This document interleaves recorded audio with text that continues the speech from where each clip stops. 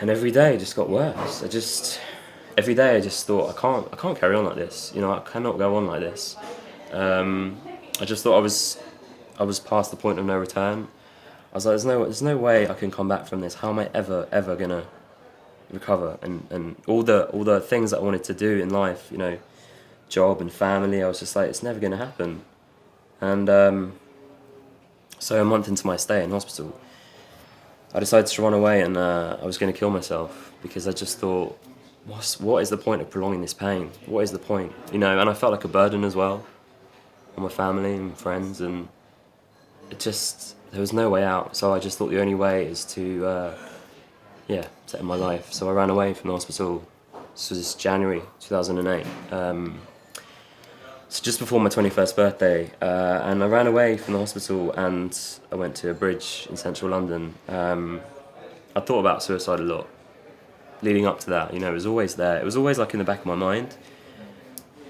But now I was ready. I was done. And I went to this bridge, and my memory of that is really hazy. But that's where obviously I met Neil. Jonny was calmly sitting there, but facing the river. You know, so my first thoughts when I got up quite close was that is somebody who looks like they might try and jump, somebody that might take their life. I didn't know at that point.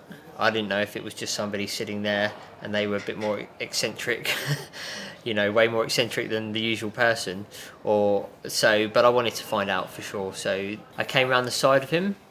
I was really cautious about not like startling him too much, because I could see he was kind of just in his own world, and I asked him just why he was sitting there. I didn't want to offer any help or advice. I just wanted to find out why. But he did say to me, like, I'm going to take my life. And then that just opened up.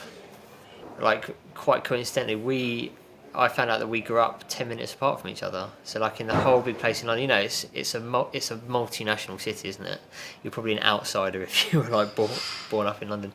But we grew up in a like 5 minutes drive away from each other. You know, so I latched onto that straight away. You know, just any common ground. Where did you go to school? You know, slowly he actually started.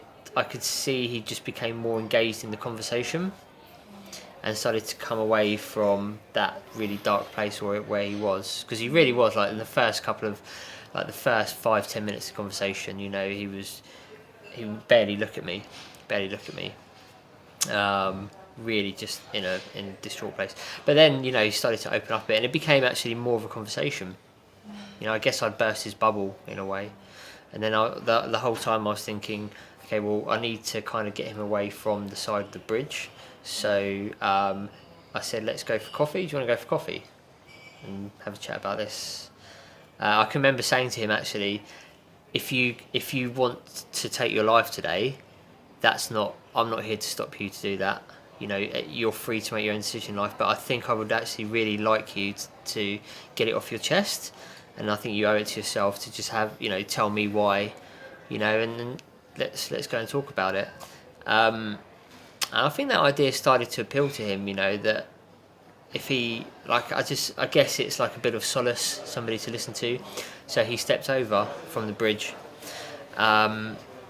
sitting like feet and body facing the water. Like, all it would have taken for him to do was jump. So, but then, you know, now 15-20 minutes in, he's standing, you know, on the side of the pavement, like 10 yards away from the bridge, which is like, that was like leaps and bounds.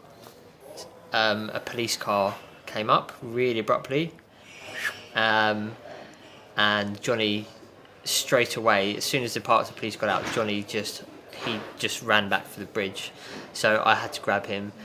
The police were really good initially, like, they restrained him, took him to safety in the car, took a statement from me, and it was like, okay, well, that coffee's not happening now, he's with them, okay, you know, and then I'm back off going to work.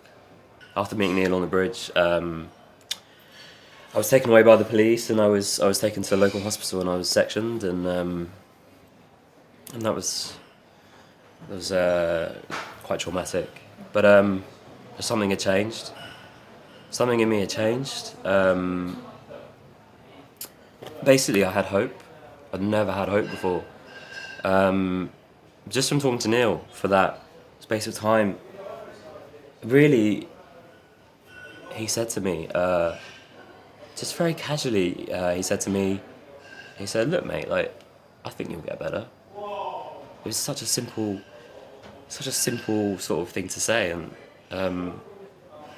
because when you're in that place, you know, you've got no faith left in yourself at all. So for someone to come along and, you know, put their faith in you, that was, you know, that was the key. And I held on to that. And, you know, sectioned, and they took me back to the hospital that I ran away from.